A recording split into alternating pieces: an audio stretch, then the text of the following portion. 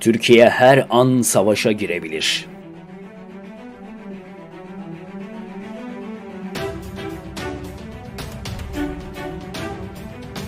...13 Ekim 1921'de imzalanan anlaşmaya göre... ...Nahçıvan'a yapılan saldırı Türkiye'ye yapılmış demektir.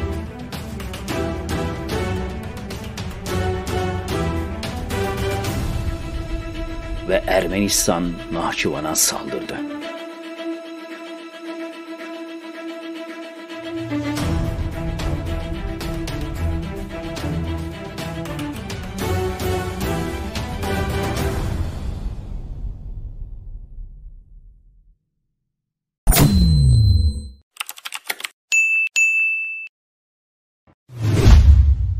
Sovyetler Birliği'nin dağılmasından sonra bölgedeki birçok topluluk da kendi topraklarında bağımsızlığını ilan eden ülkelere dönüşmüştü.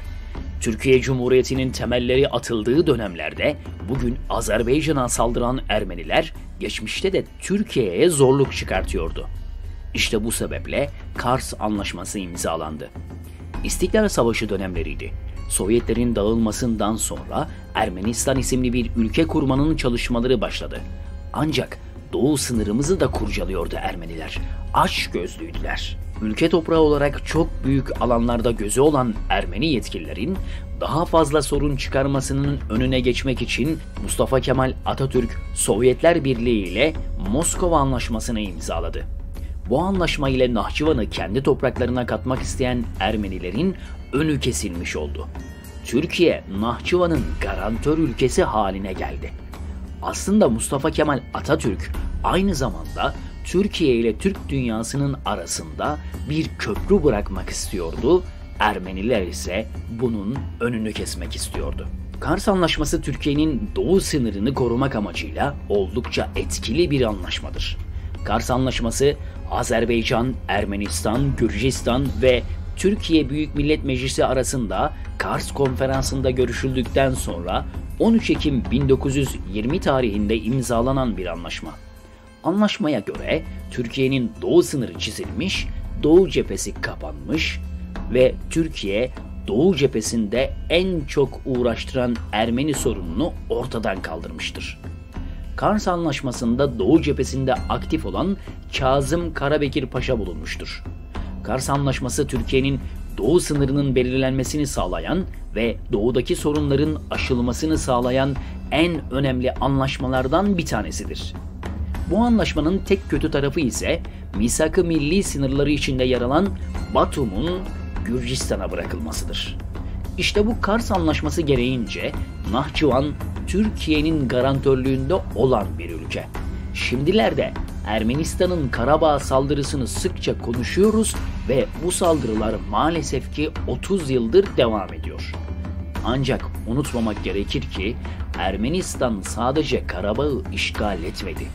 Aynı Ermenistan 1922 yılından beri Nahçıvan'a ait Kerki şehrini de işgal altında tutuyor. Hatta o kadar ileri gittiler ki burayı Ermenistan toprağı olarak görüyor ve ismini de Tigranaşen olarak değiştirdiler.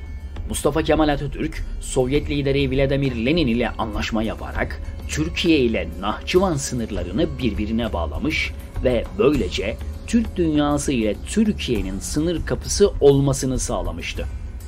Türkiye ile Nahçıvan'ın sınır kapısı olan ilçe ise Sederek bölgesiydi ve Ermenistan, Sovyetlerin dağılmasından 2 yıl sonra ilk olarak Sederek bölgesine saldırmıştı. Amaç, Türkiye ile Nahçıvan'ın bağlantısını koparmaktı. Çünkü Sederek'in düşmesi durumunda Türkiye ile Nahçıvan arasında sınır bağı kopmuş olacaktı. Yani Ermenistan uzun süredir kaşınıyordu aslında. O yıllarda Süleyman Demirel başbakandı. Nahçıvan'a saldırı olduğunda ise Nahçıvan lideri Haydar Aliyev'di. Türkiye'den yardım istedi doğal olarak ve askeri olarak bize yardım etme hakkına sahipsiniz çünkü garantör ülkesiniz, bize lütfen yardım edin diyordu. Ama Süleyman Demirel oralı değildi ve kulaklarını tıkıyor, Haydar Aliyev'in telefonlarına çıkmıyordu. Haydar Aliyev bu kez basına konuştu. Türkiye'den yardım taleplerimize cevap gelmiyor dedi. Süleyman Demirel ise Merak edilecek bir şey yok. Kars valisinden bilgi aldık. Birkaç tane topçu atışı diye geçiştirse de Milliyetçi Hareket Partisi lideri Alparslan Türkeş'in Türk kardeşlerimiz katlediliyor tepkisinden sonra isteyen gitsin savaşsın diyerek hiçbir şey yapmayacağını açıkça ortaya koymuştu Demirel. Bu sırada Ermeni çeteler 7 Mayıs'ta Günlük köyü ve Şuşa kentini çoktan ele geçirmişti bile. Türkeş belki tepkisini dile getirmişti ama Cumhurbaşkanı Özal da Türkeş ile aynı fikirdeydi. Türkiye'nin derhal müdahale etmesi gerektiğini söylüyor, Başbakan Demirel ise ısrarla ben ABD Başkanı Bush'u arar söylerim diyerek geçiştiriyor ve bir müdahale olacaksa önce Amerika'dan izin almalı diyordu. Yükselen tepkilerden sonra Demirel nihayet bölgeye bir mekanize Tugay göndermeyi kabul etti ve sınıra ilgili Tugay gitmişti. Aslında bu bile yetmişti. Çünkü daha sonra Haydar Aliyev dönemin Ermenistan Devlet Başkanı Lemonter Petrosyan ile ateşkes imzaladı. Ancak Petrosyan'ın tek şartı vardı. Türkiye hiçbir şekilde dahil olmayacaktı. Yani Türkiye'nin karışmasını istemiyordu. Ve bugün de Karabağ olayındaki ateşkeste aynısını gördük. Türkiye'nin dahil olmasını istemiyorlardı. Şimdi tekrardan Ermenistan Avrupalı ağabeylerinden aldığı gaz ve Rusya'dan aldığı silahlar ile coşmuş durumda. Azerbaycan'ın Karabağ bölgesini işgal eden Ermenistan bu kez de Nahçıvan'a saldırıyor. Azerbaycan Savunma Bakanlığı'ndan yapılan açıklamaya göre Ermenistan'ın Karabağ'da işgal ettiği Gubadlı bölgesinde dün sabah saatlerinde Azerbaycan'ın Nahçıvan Özerk Cumhuriyeti'ndeki Ordubat iline roketli saldırı düzenlendiği belirtildi. Moskova ve Kars anlaşmalarına göre garantör ülke, ilgili ülkeye askeri olarak herhangi bir saldırı olduğunda müdahale etme hakkına sahip oluyor.